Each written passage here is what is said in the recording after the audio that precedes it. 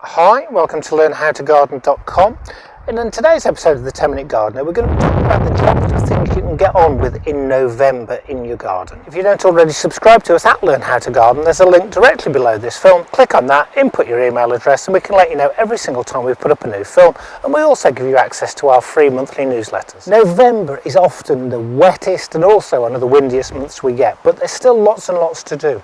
The ground itself is still quite warm, so if you're going to plant fruit, and behind us is part of our fruit garden from last year, it's a great time to get your fruit ordered and get it into the ground. It'll give it the best chance of getting roots down before the really cold weather.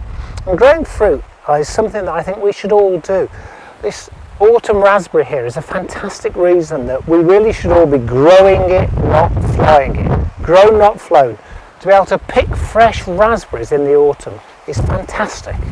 It's also the time of year, if you haven't already done it, to prune your red currants, white currants, black currants. So a lot of things to do with the fruit you want to do now. If you are growing any of your apples as espaliers, now's a great time to tie them in before the leaves fall.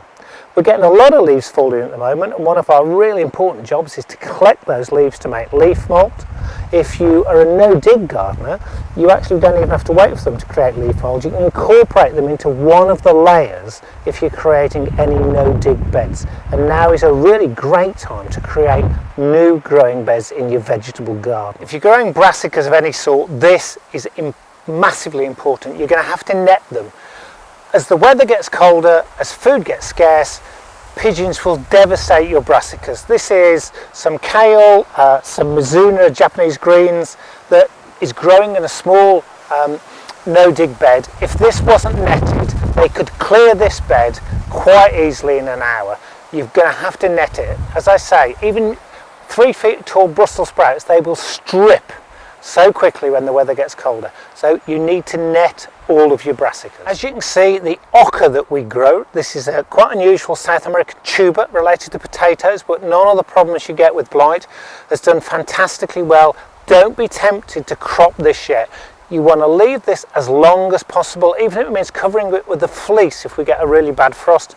We want to see the tops of this blackened. If we can leave it till the end of November, it will double the amount of crop that you'll get out of it. So if you are growing oca, leave it alone, let it get till the end of November. If you're new to veg gardening, I would really recommend no dig as a method to go, and there are lots of films Learn How to Garden on no dig.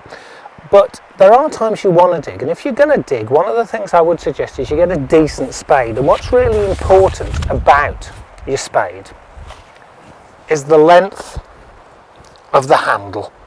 You want a handle so that it more or less comes up to your hip, so that when you're digging, you've got all of that handle to play with.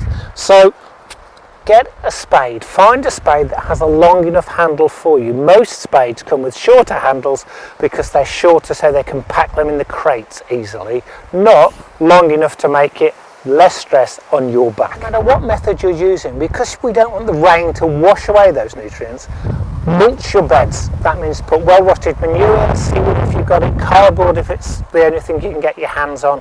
You could even cover them with plastic to stop the rain battering those beds. The other thing you can do at this time of the year is create what's called a bean trench, and this is what gardeners used to do years ago, which is you dig out a trench a couple of spits deep and you just use all the kitchen scraps or old wool jumpers to fill that trench between now and next summer when we'll be planting our beans. It's a method that means you get lots and lots of goodness rotting down in one place, and beans benefit more than anything else from that sort of processing. And while we're talking about beans, you can plant 2 or 3 things even in this month. Broad beans, fantastic. Get them in, they'll get less problems with black fly next year, and also you can eat the bean top stir fried when there's very little else in the garden next summer, and they're really tasty. Aqua Dulce is my favourite. Also the Sutton is great. It's a much shorter bean. If you have problems with wind, like obviously I do, the Sutton is a really good choice. Garlic can still go in now, and remember what I said last month, don't break the garlic up into individual cloves more than 24 hours before you're going to plant it. And you can also plant peas still. We plant our sweet peas at this time of the year, And peas, as long as they're the round seeded ones, not the wrinkly seeded ones, will quite happily go through the winter. I don't plant mine directly into the ground. I have real trouble with mice where I am. One of the old gardener's tricks was to actually put a layer of sawdust on top of the peas, and that does work. But I start all of my peas off root trainers. Probably your most important job this month is to make sure you've got all your seed catalogues so you can go through them and decide on what you're growing next year, what varieties, what's worked for you this year, what hasn't worked for you. And if you looked at last year's What to Do in November on YouTube, you'll actually see that I spent quite a bit of time talking about which catalogues I really like and I promote and think are really good to buy from, and the reasons that I choose to use them. Potatoes, order early. Some of your favourite varieties will sell out. I'm now down to growing 5 varieties. I grow BF15 as an early. I am incredibly impressed with Mayan Gold and Harlequin, which were both new to me this year, and I'll be growing both of those again next year. I'd say certainly Mayan Gold is probably my favourite potato at the moment.